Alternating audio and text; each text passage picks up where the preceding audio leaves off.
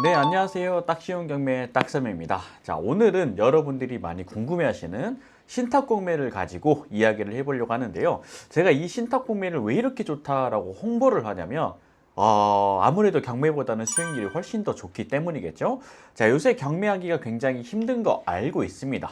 왜냐하면 이 경쟁률이 너무 높고, 그 다음에 지방에 있는 아파트를 하자니 또 너무 멀리 가기도 싫고, 그래서 제가 오늘은 여러분들이 정말 소액으로도 2배 이상의 수익률을 낼 수 있는 방법, 그리고 신탁 보면 어떻게 분석을 해야 되는지 함께 물건을 보면서 이야기를 해볼 텐데요. 놀라시면 안 되는 게, 이 물건을 통해서 낙찰을 받게 되면 대기업 연봉 정도는 한 건으로 벌 수 있지 않을까, 이렇게 생각을 하고 있습니다. 어떤 물건인지 함께 보면서 이야기를 해보도록 하시죠.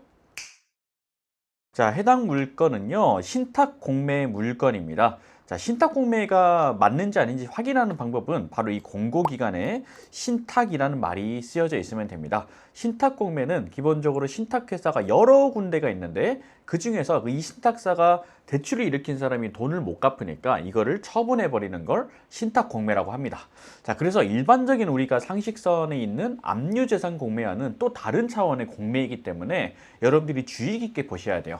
그래서 분석하실 때 생각보다 그렇게 어렵진 않지만 놓치면 안 되는 것들이, 위험한 것들이 있을 수 있어요. 그건 어떻게 하는지 먼저 물건부터 보면서 확인해 보겠습니다. 자, 해당 빌라는요, 경기도 광주시 신현동에 위치한 빌라입니다. 자, 경기도 광주 같은 경우에는 지금 성남, 분당하고 굉장히 가까이 있는 곳 중에 한 군데인데, 이 광주시 같은 경우에는 아파트보다는 빌라들이 훨씬 더 수요가 많고 거래도 더 잘 이루어지는 편입니다. 그래서 경기도 광주에 과연 빌라가 수요가 있을까 걱정하시는 분들이 있는데, 경기도에도 빌라 수요가 많은 곳이 있고 적은 곳이 있어요. 가령 경기도 광명 같은 경우에는 빌라 수요가 생각보다 별로 없겠지만, 이 광주시라든지 또 부천이라든지 안산, 이런 곳들은 빌라 수요가 풍부하기 때문에 여러분들이 빌라 경매를 하시든 공매를 하시든 이런 수요가 있는 동네로 가서 물건을 검색하는 것들이 여러분들에게 수익률, 그리고 나중에 엑시트까지 도움이 되실 거라고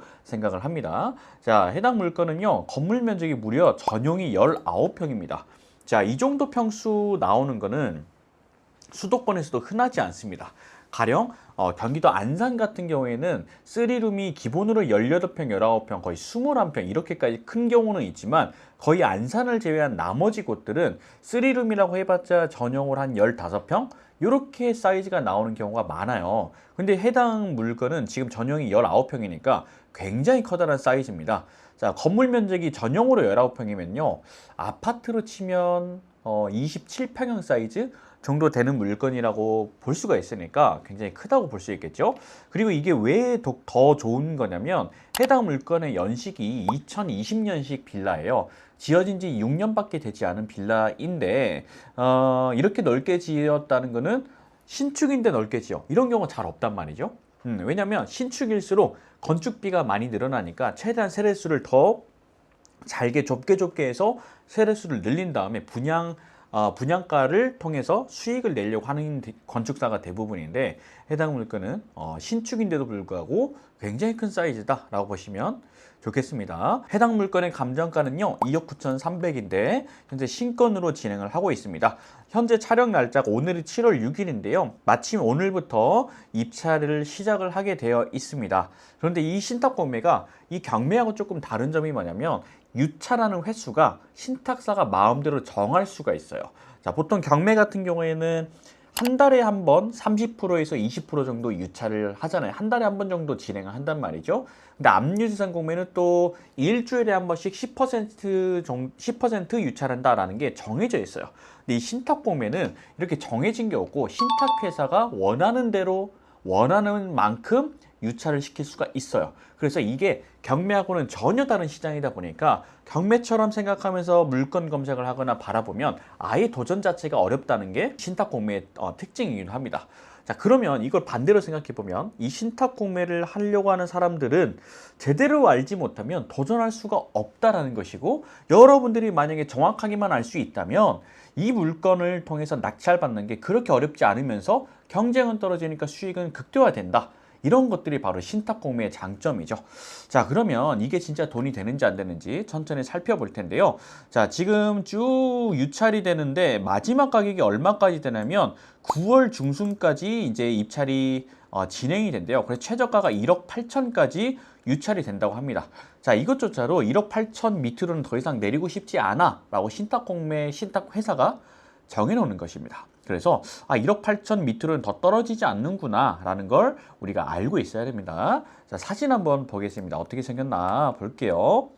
자, 요렇게 외관이 생겼습니다. 확실히 지어진 지 얼마 안 된 신축급이다 보니까 외관이라든지 주변 환경이 굉장히 잘 정돈이 된 것처럼 보입니다. 자, 그 다음에 자, 여기에 보면 106동이라고 써진 것처럼 이곳은 지금 단지형 빌라로 구성이 되어 있구나.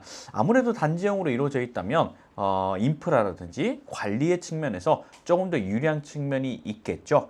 그래서 우리가 경매에서도 단지형 빌라를 보면 조금 더 매수 수요가 있다라고 생각을 할 수 있는 것처럼 신탁공매도 마찬가지입니다. 자, 쭉 보니까 여기서 하나의 단점이 하나 보이긴 하네요. 여러분들은 여기서 단점이 어떤 게 좀 느껴지시나요?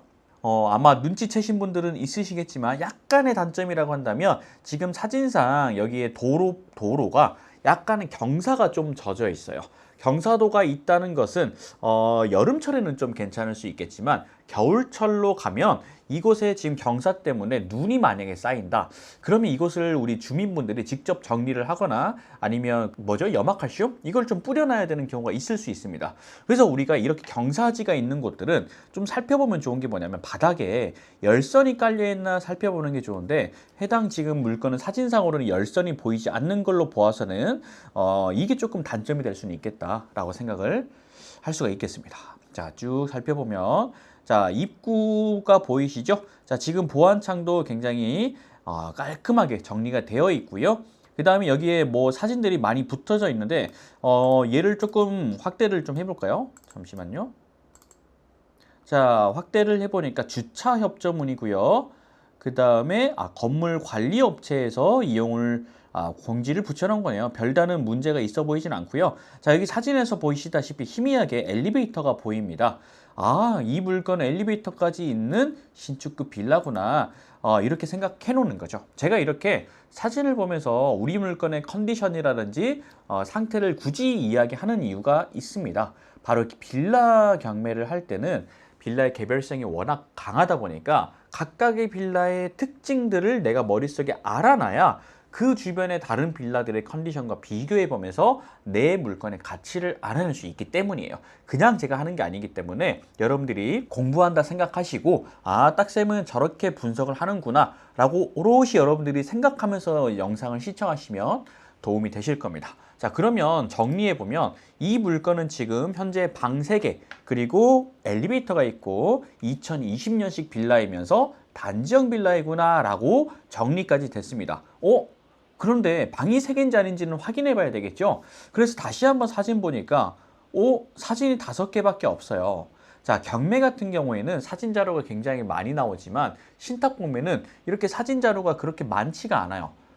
그래서 우리가 별도로 확인을 좀 해줘야 되는데 그 방법, 팁을 좀 드린다면 감정평가서에 사실 숨어져 있습니다. 자, 여러분들 경매하실 때 감정평가서 한 번씩 보시나요? 보시는 분 계세요? 보시는 분들이 거의 없으실 거예요. 왜? 경매 옥션지에 너무 정리가 잘 되어 있으니까 별도로 감평서를 볼 이유가 없단 말이죠. 하지만 공매 물건만큼은 반드시 감평서를 봐줘야 돼요. 자, 감정평가서를 눌러서 제일 밑으로 가면 추가적인 사진 자료들이 나옵니다. 자, 그걸 가지고 방이 3개인지도 체크해 볼게요. 자, 쭉 올라가면 자, 여기 건축 도면이 나오죠. 자, 방이 하나, 둘, 셋. 그리고 현관으로 들어와서 화장실이 1개, 2개. 와, 그러네요. 자, 지금 방이 3개짜리고 화장실이 2개짜리고 엘리베이터가 있다. 그리고 우리 물건은 1층 101호로 되어 있는데 엘리베이터가 있지만 그래도 1층이라 하더라도 엘리베이터가 있는 게 좋겠죠. 자, 이쯤 되면 여러분들이 질문이 하나 나와야 됩니다. 1층 하면 빌라에서는 별로 선호하지 않지 않나요? 예를 들면 사생활 보호가 좀 안 될 수도 있고, 왜? 1층에 있으면 막 지나가면서 창문으로 우리 집을 볼 수도 있잖아요. 그런데 이 물건의 1층은요, 어디냐면요. 보세요. 필로티가 1층이고 그 위에가 1층입니다. 사실상. 자, 우리가 경매하다 보면 우리가 사실 필로티를 2층으로 하는 경우가 많은데 이 물건은 지금 필로티 있는 곳을 1층으로 봤다라는 거죠. 자, 그래서 이 물건은 사생활 침해도 걱정 없는 사실상 2층에 있는 빌라다라고 보시면 되겠습니다. 자, 여기까지 됐다면 이 신탁공매 물건을 분석을 추가로 하려면 권리 분석이란 것도 해줘야 되는데요. 자, 신탁공매 권리 분석은요, 경매에서 하는 권리 분석과 전혀 다른 방법으로 진행을 해야 됩니다. 그러다 보니까 이 신탁공매 시장을 잘 모르면 토전 자체가 안 된다는 거죠. 자, 그러면 권리 분석을 어떻게 하는지 살펴보려면 건물 등기를 떼보고 말소기준 권리 찾고 이 과정을 걸쳐야 되겠죠. 하지만 이 방법이 다르기 때문에 우리가 어디서 살펴봐야 되냐면 공고문이라는 문서를 반드시 확인해 줘야 됩니다. 자, 밑으로 쭉 내려가면요, 공고문이라고 나와 있습니다. 이거를 클릭해서 조금 더 크게 보고 같이 이야기를 해볼게요. 공고문을 잘 띄워놨습니다. 자, 밑으로 내려가다 보면 여러 가지 어려운 말들이 많아요. 근데 제가 딱 쉬운 경매 회원님들도 아시겠지만 저희가 수업을 할 때만큼은 절대 공부하지 말고 돈을 벌자라는 모토 하에 진행이 되다 보니까 여러 가지 이런 것들을 읽을 필요가 없다. 그러면 무엇을 주의해야 될지만 확인하면 된다. 이렇게 설명을 많이 드리는데요. 자, 밑으로 가다 보면 여기에 전입신고 내역이 나오게 됩니다. 자, 밑에 보니까 20년 7월 28일 날 어떤 분이 계신데요. 보이시죠? 20년 7월 28일 날 김땡땡님이 현재 전입을 해서 들어와 있다라고 표시가 되어 있습니다. 자, 그러면 우리 경매하시는 분들은 말소기준 권리를 찾으려고 하시겠지만 이 신탁공매에는 말소기준 권리라는 개념 자체가 없습니다. 자, 그러면 이 사람이 문제가 있는지 없는지 어떻게 확인하느냐? 바로 신탁사에 전화를 해보는 거예요. 신탁사에 연락을 해가지고요, 해당 전입신고 되어 있는 분이 문제가 있는 분인지 아닌 분인지를 물어보는 거죠. 자, 그게 바로 권리 분석의 끝입니다. 어떤가요? 너무 간단하지 않나요? 자, 경매하고 다르게 분석을 해야 된다는 것이고 어려운 게 아니라 뭐다? 내가 방법이 다른 건데 그 할 줄을 몰라서 그랬다는 거예요. 자, 그래서 여러분들이 이 물건을 만약에 하고 싶다라고 한다면 신탁사에 전화를 해가지고 해당 전입자가 지금 문제가 있는 건지 없는 건지를 물어보기만 하면 됩니다. 자, 근데 신탁사 전화번호 어떻게 하나요? 밑으로 쭉 내려가면 해당 물건에 대한 문의처 전화번호가 나오게 됩니다. 자, 이곳에다가 물어보시면 됩니다. 자, 사실 제가 이 물건을 실제로 물어봤는데요, 큰 이상이 없는 물건이라고 얘기를 하시더라고요. 자, 그러면 여기까지 왔으니까 그러면 이제 시세보다 싸게만 받으면 되겠네. 자, 그래서 이 물건의 위치도 함께 살펴보도록 하겠습니다. 자, 지도를 우리가 펼쳐봤는데요. 자, 해당 물건의 위치는 자, 여기에 위치 표시가 되어 있죠. 근데 주변을 보면요, 전부 다 빌라들로 빼곡하게 이루어져 있습니다. 그만큼 경기도 광주는 빌라가 거의 대부분 차지하고 있지 아파트가 많은 동네는 아니다. 고로 수요는 풍부할 것이다 라고 생각하시면서 물건 검색을 하시는 거예요. 자, 그러면 좌측으로 내려가 보니까 분당이 있죠. 자, 성남 분당 같은 경우는 집값이 어때요? 굉장히 비쌉니다. 자, 그러다 보니까 이 집값을 조금 감당하기 어려운 분들이 조금 더 쾌적하고 저렴한 곳을 찾다 보니까 이 경기도 광주시 신현동 쪽으로 빌라를 많이 찾아오시는 경우가 많습니다. 자, 그래서 해당 물건이 지금 위치상으로는 주변을 위성지도 한번 살펴보면 주변이 막 산으로 둘러싸인 것 같지만 실제로는 이곳에 인프라도 굉장히 잘 갖춰져 있거든요. 거리배우 한번 살펴볼게요. 자, 여기 보면 보이시나요? 주변이 전부 다 빌라로 다 이루어져 있어요. 그 다음에 버스도 굉장히 많이 다니고요. 주변에 보다 보면 우리가 충분히 먹거리, 치킨, 여기 치킨집 보이시죠? 뭐 PC방도 있고요. 쭈꾸미 가게, 편의점, 부동산, 여기 보면 맥주 한잔 할 수 있는 여기 호프집 등등등. 자, 많은 인프라들이 있기 때문에 여기 어린이집도 있네요. 보이시죠? 어린이집도 있고 하다 보니까 생활 편의시설은 충분히 갖춰져 있다라고 보시면 될 것 같습니다. 자, 여기까지 봤다면 이 동네에 수요는 충분히 있겠는데 과연 시세가 얼마나 할까? 그걸 살펴보도록 하겠습니다. 자, 이때 우리가 확인해야 되는 게 바로 방금 이야기했던 건물의 컨디션을 필터링을 해줘야 됩니다. 자, 네이버 부동산에서 빌라 부분만 놔두고요. 방 3개짜리면서 어떻게 해야 돼요? 이거는 2020년식 건물이기 때문에 10년 이내에 신축급만 보여주세요 라고 필터링을 걸었습니다. 거기다 조금만 더 좁힌다면 화장실은 2개 해야 됩니다. 이렇게 줄이는 거죠. 자, 그래서 쭉 살펴보니까요. 마침 이게 웬일이야? 여기에 보면 우리 해당 물건의 신탁공매 물건과 같은 단지에 여러 개의 물건들이 매물로 올라와 있습니다. 자, 이럴 때 우리가 직접 눌러보면 가격대를 확인해 볼 수가 있겠죠. 확인해 보겠습니다. 자, 클릭해 보니까요. 와, 얼마라고요? 지금 평수가 19.76평이니까 우리 거랑 똑같습니다. 같은 평형대가 지금 얼마에 나왔냐면 3억에 나왔고요. 2019년식 3월입니다. 3억. 그 다음에 또 1층도 하나 있는데 이거는 지금 2억 9천 선에 나와 있네요.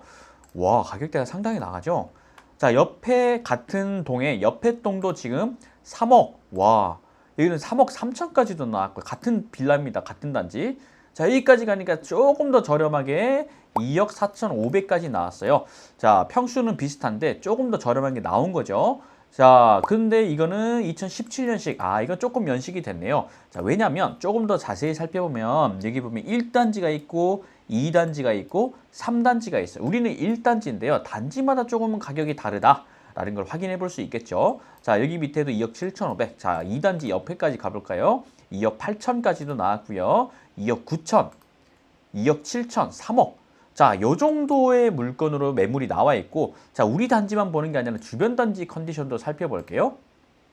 자, 보니까 우리보다 확실히 적은 평수거든요. 얘는 16평이니까 우리 평수보다 거의 3평 가까이 적거든요. 3평이면 어느 정도 사이즈냐면 거의 3평이면 작은 방 하나 사이즈예요.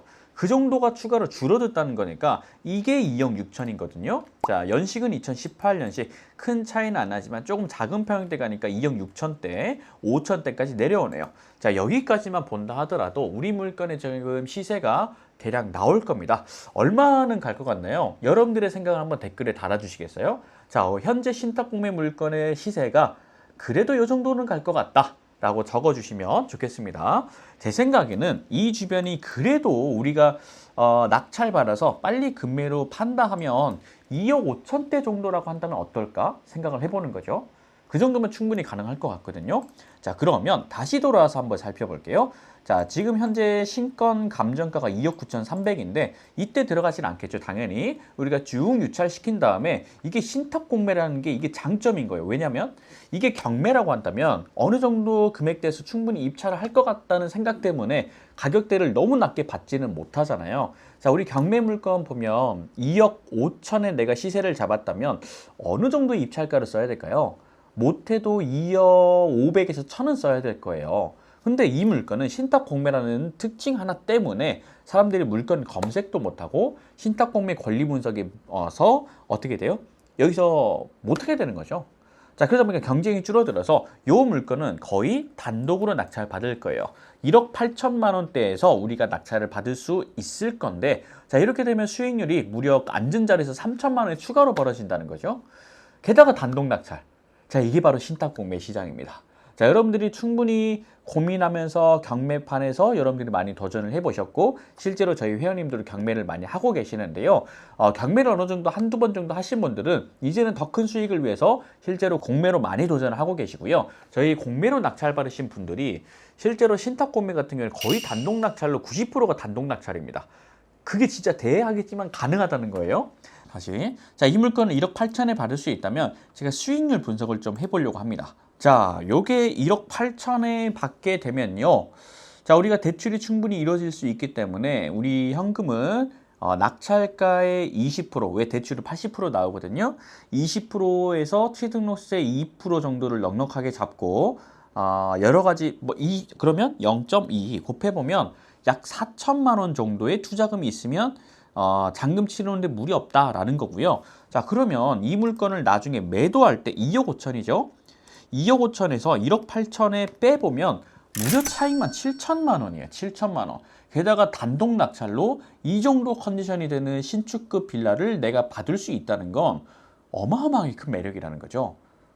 자, 그러면 우리가 7천만 원이라는 돈을 과연 경매에서 낙찰을 받기 위해서 몇 번 정도를 입찰해야 될까 고민 한번 해봐야 되겠죠. 근데 신탁 공매는요, 그냥 들어가면 웬만하면 받는다는 게 정설입니다. 자, 이 정도 되면 여러분들이 공매를 안 할 이유가 없게 느껴지실 텐데요. 실제로 맞습니다. 저희가 공매에 관련한 수업이나 저희가 낙찰률은 단연 1등이라고 봅니다. 실제로 저희 회원님들 중에서도 공매를 온라인으로 배우고 오시는 분들이 정말 많이 계세요. 근데 온라인으로 배우면 뭐 합니까? 배우는 게 중요한 게 아니라 낙찰을 받고 돈을 벌어야 되겠죠. 온라인으로 배우게 되면 가장 큰 단점이 뭔지 아실 거예요. 바로 멘토링이 안 된다는 거죠. 수업만 듣고 더 이상 뭐 궁금한 걸 물어볼 곳이 없어. 물어본다 하더라도 뭐 단체 톡방에서 물어보니 내 도전할 물건조차도 어떤 피드백이 오지 않다 보니까 내가 얼마나 두렵습니까? 왜? 이렇게 큰 돈, 뭐 1, 200만 원을 들어간 게 아니라 억 단위의 돈이 들어가고 잘못하면 큰 사고가 생길 수도 있는데 이걸 물어보지도 못하는 온라인 강의의 한계 때문에 저희를 실제로 많이 찾아오시는데요. 저희는 단순히 수업을 듣는 게 아니라 진짜 멘토링까지, 그리고 공매를 수업이 끝나도 계속해서 이루어지면서 공매와 관련된 낙찰가 산정부터, 그리고 권리 분석, 협상 방법, 명도 모든 부분을 정말 1대1로 멘토링을 하기 때문에 저희가 대한민국에서 가장 넘버원 공매 학원이 아니지 않을까 싶습니다. 자, 여러분들이 이 기회를 놓치시게 되면 분명히 또 후회하는 순간이 오실 것 같아요. 자, 그래서 정말 궁금하시고 이 공매로 내 인생을 한번 바꿔보겠다라고 생각하신다면 오늘 말씀드린 이 물건을 한번 복귀하면서 공부도 해보시고 저희와 함께 해보신다면 좋겠습니다. 자, 오늘은 여기까지 하고요. 다음번에 더 좋은 영상으로 찾아뵙도록 하겠습니다. 감사합니다.